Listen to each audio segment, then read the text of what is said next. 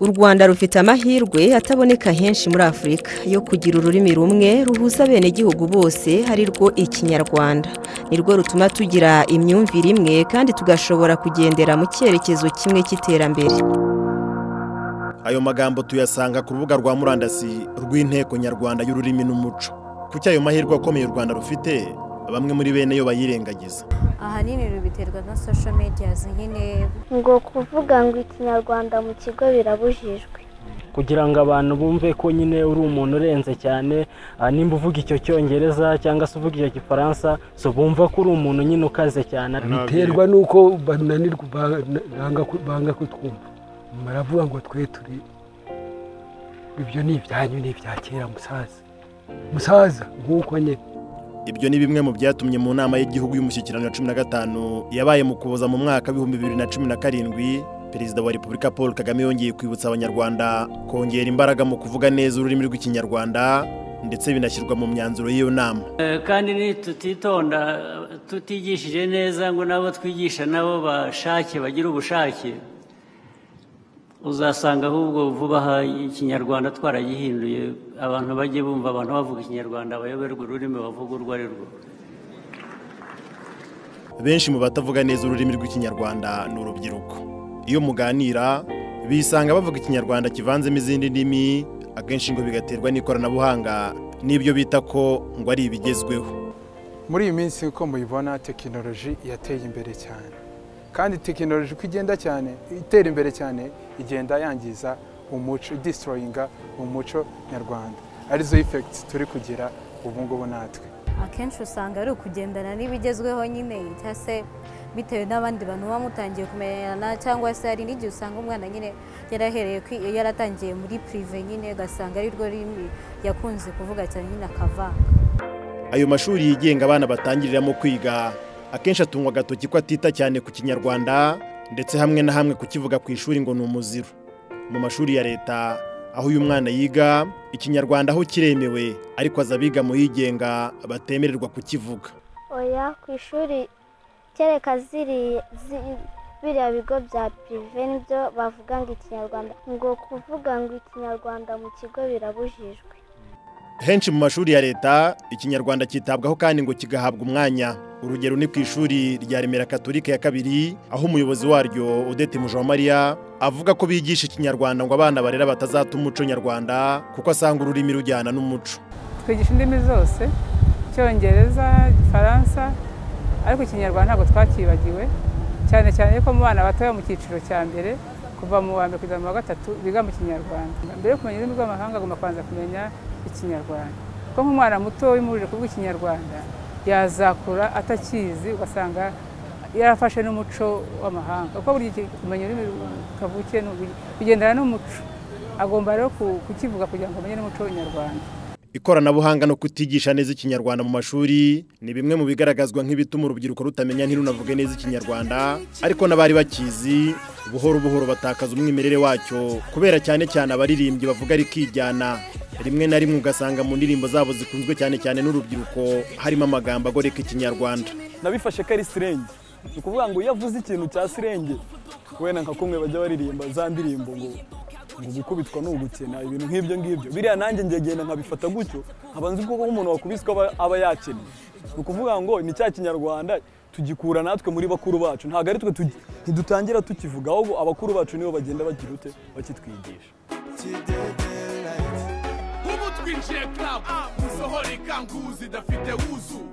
Dore naha barahari ububaze wiyumve, ntabwo arangiza atakubwiye ngo umuniga ngo mu twatundi bashyiraho ngo byamani ngo ibintu byinshi. Umuyobozi ushinzwe ikinyarwanda mu nteko nyarwanda y'ururimi n'umuco Nsanzabaganwa Modeste avuga ko mwene urwo rurimi rw'abubu rukoreshwa cyane na bamwe mu baririmbyi rutemewe. Ntabwo byemewe, twakwemera ibintu nka biriya. Abahanzi n'abantu nabo dukorana cyane. N'irindi tsinda naryo ritoroshye ni kimwe namwe abanyamakuru nuko nzi mu ndaro. Umuhanzi yumva ko uriya muntu abwira, ubundi abahanzi burya bahangira urubyiruko, akumva ko rero kurubwira neza bagahuza imvugo bakanamukunda ari ukuvuga nkabo, kuvuga rwa rurimi rugoretse rufifitse aho ngaho akumva ko ari bwo buryo bwiza kugira ngo bumvikane n'abo abwira ntiyumve ko ahubwo kubera ko ari umuhanzi nyine we agomba gutaha kubera urugero abandi. Kaze kaze sine ya mwiza. Uyu ni Jules Sentore, umuhanzi wahisemo kunyuza ibihangano bye mu rurimi rw'ikinyarwanda kinoze kandi ngo bimutera ishema. Mugabisha biganza bituma ubutumwa ngewe ubwanjye nagennye bubasha kugera kubo nawugeneye kandi bakamva ko ari bo mwiye. No ku muntu wari we wese wifuza kumenya ikinyarwanda ashobora kuhera kuri icyo gihangano yiga ikinyarwanda, nacyo ni cyiza. Ni no gukundisha ibihangano byanjye no gukundisha ikinyarwanda abantu batarakimenya neza n'abavukiye mu mahanga. Umuyobozi ushinzwe ikinyarwanda mu nteko nyarwanda y'ururimi n'umuco avuga ko bafashe ingamba zo gufatanya n'inzego zitandukanye zifite ijambo mu bukangurambaga, harimo nk'amadini basaba kwigisha no gushishikariza abayoboke bayo kuvuga neza ikinyarwanda, amashuri makuru, Minisiteri y'Uburinganire n'Iterambere ry'Umuryango basaba gushishikariza abanyarwanda kuvuga neza ikinyarwanda no kugitoza abana, ndetse no gukorana n'izindi nzego zirimo itangazamakuru nk'urwego rwizewe kandi rugeze ubutumwa kuri. Hari ibikorwa byari bisanzwe nanone twakomeje gushyiramo ingufu kabiri yabica kuri radio na televiziyo y'u Rwanda tubwira abantu tubagira inama mu by'ukuri tuvuga tuti bavuga batya ntibavuga batya wigore ku rurimi rwawe runoze. Dukunze kubicishaho kuri radio kuri televiziyo ndetse turashaka no gukorana n'ibindi bitangazamakuru nabyo ngo bidufashe muri urwo rugamba. Uruhare rw'itangazamakuru ni runini cyane mu gusigasira ururimi rw'ikinyarwanda nk'uko bivugwa na Girinema Philbert, umwanditsi mukuru w'ikinyamakuru Igihe giherutse guhabwa igihembo cy'imyandikire myiza y'ikinyarwanda mu nkuru cyandika. Abadukurikira tubumvisha akamaro k'ururimi ko ururimi niyo rangamuntu yacu, ururimi ruturanga, tubumvisha dukora izo nkuru ni mu nkuru twandika, niyo turi kwandika inkuru tugaragaze ko mu gihe tutavuze ikinyarwanda cyacu neza. Ni ubushakashatsi ngo herutse gukorwa na UNESCO, ururimi rwacu kuzazimira. Niruzimira ntabwo tuzaba tukiri abanyarwanda kuko ururimi ni kimwe mu bituranga. Tubwire abanyarwanda, tubabwire tuti ikinyarwanda tukwiye kukirinda, nitutakivuga dore ingaruka zabyo. Bamwe mu bayobozi batungwa agatoki ko bavuga nabi nkana ikinyarwanda cyangwa bakakivanga n'izindi ndimi akenshi zitumbwa n'abaturage baba bagenerwa ubutumwa. Ngo byasongwa ibiki byinshi cyane akavuga nk'icyongereza ntanabanze no kubwira umuturage ati mbabarira mvuze ururimi utumva. Niba hari umuntu wumva icyo ndiho mvuga aze kumfasha kinsobanure. Mbese muradukanga muri make. Iyo muriho mutugisha inama muradukanga mukatwereka ko mufite indimi zikaze abatazizi bakagenda bumiwe. Nta munsi na kimwe tutaba hwiturira kuvuga mu mvugo iboneye ikinyarwanda kinoze, cyane iyo bafashe ijambo babwira abanyarwanda muri rusange. Gahunda dufite ubu noneho tugiye gutangira tuzabikora mu rwego rw'uturere, dutangiye ku bakozi b'uturere tubahugure. Si abanyarwanda batuye mu Rwanda bagomba kumenya ikinyarwanda gusa, ahubwo inteko nyarwanda y'ururimi n'umuco yanazirikanye abanyarwanda baba mu mahanga ibashyiriraho uburyo bwo kwiga ikinyarwanda.